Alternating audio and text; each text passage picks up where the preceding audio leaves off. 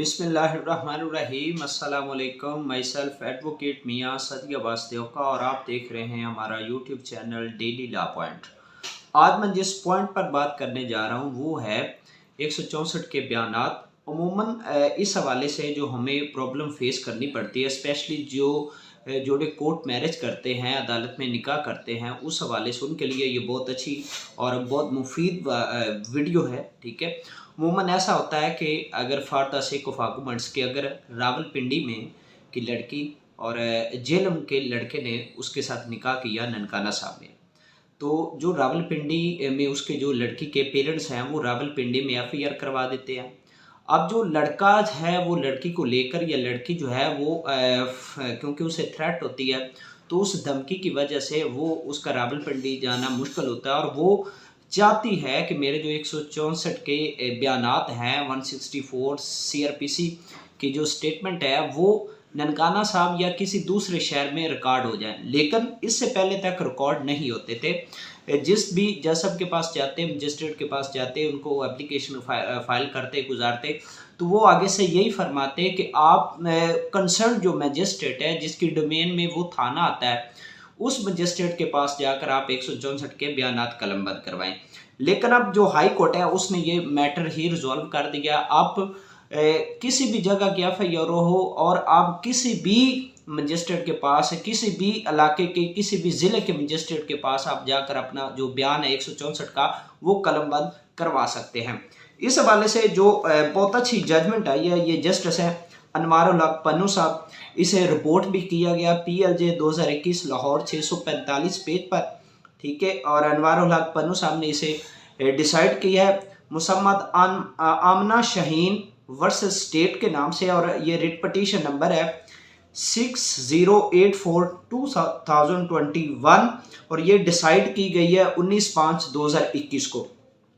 इसके जो इफेक्ट्स है, इसमें जो कौंसल है, पिटिशनर के कौंसल थे सैयद इमरान अब्बास कासमी, और जो AAG थे असिस्टेंट अटॉर्नी जनरल, यानी कि आप कह सकते हैं जो प्रोसिक्यूटर जनरल थे मलिक शौकत महमूद मरहा, वो थे। उसकी डेट ऑफ हियरिंग थी 19/5/2021। इसमें हुआ ये कि जो लड़का था, जो लड़की थी, उसने अपनी मर्जी के साथ और अपने पेरेंट्स की ख्वाहिशात के बरक्स उसने अपने खामंद एहतशाम आजम के साथ जो है वो निकाह किया, और उसकी जो मदर है, जो लड़की की मदर है, उसने FIR number 125/2021 16/2/2021 under section 365B PPC PS race court police station race court Rawalpindi में उन्होंने वहाँ पर FIR करवा दी। अब FIR करवाने के बाद होता यूं है कि जो लड़की है वो जो है ना उसे लाइफ थ्रेट होता है। ठीक है, तो उस वजह से वो डिस्ट्रिक्ट रावलपिंडी नहीं जाती, वो मुल्तान में जज साहब के पास, सेशन जज साहब के पास एप्लीकेशन फाइल करती है कि ये जो मेरी एप्लीकेशन है ये किसी कंसर्न मजिस्ट्रेट को आप मार्क कर दें ताकि वो मेरा 164 का बयान जो है वो रिकॉर्ड कर सके। अब जैसे ही वो एप्लीकेशन जो है वो कंसर्न मजिस्ट्रेट के पास मुल्तान में जाती है, वकूआ किस जगह का, रावलपिंडी के। FIR के कहाँ पर हुई, रावलपिंडी में। तो जो मुल्तान का जो मजिस्ट्रेट है वो उनकी एप्लीकेशन जो है ना वो खारिज कर देता है। सीनियर सिविल जज क्रिमिनल डिवीजन मुल्तान जो है वो अपना ऑर्डर डेटेड जो है 13/4/2021 को वो एप्लीकेशन जो है वो खारिज कर देता है, इस ऑब्जर्वेशन के साथ कि जो पटिशनर है वो मुतलका जो कॉम्पिटेंट फोरम है उस जगह पर जाकर, उस जो रावलपिंडी का मजिस्ट्रेट है उसके पास जाकर अपनी जो है वो एप्लीकेशन फाइल करे और वही इसका जो बयान है 164 का वो रिकॉर्ड करेगा। अब उसके बाद इसको जो हाई कोर्ट में इसकी पिटीशन फाइल की जाती है, रिट पिटीशन फाइल की जाती है under section 199 constitution of Pakistan.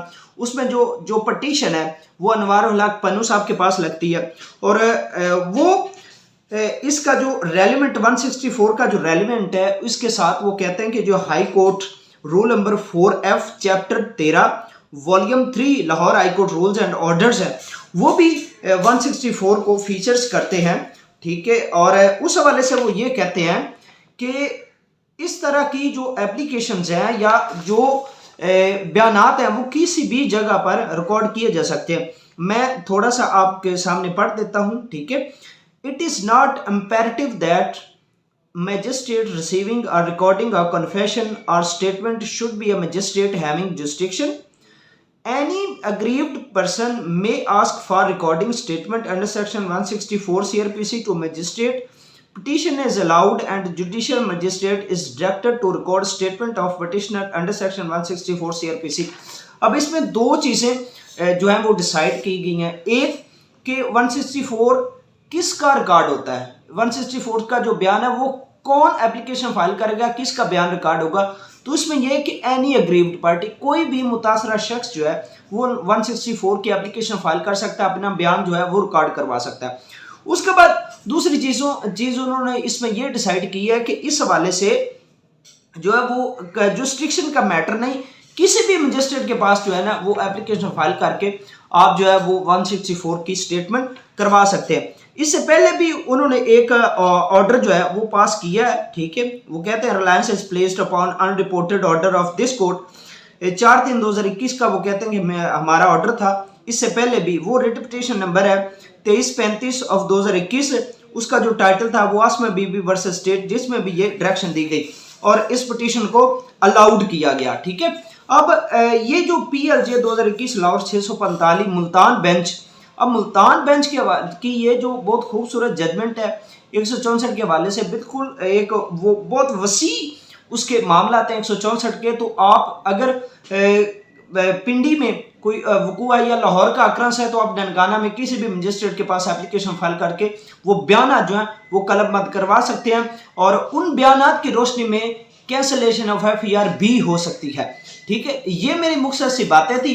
इंशाल्लाह उम्मीद है आपको वीडियो पसंद आई होगी। तब तक के लिए अल्लाह हाफिज़।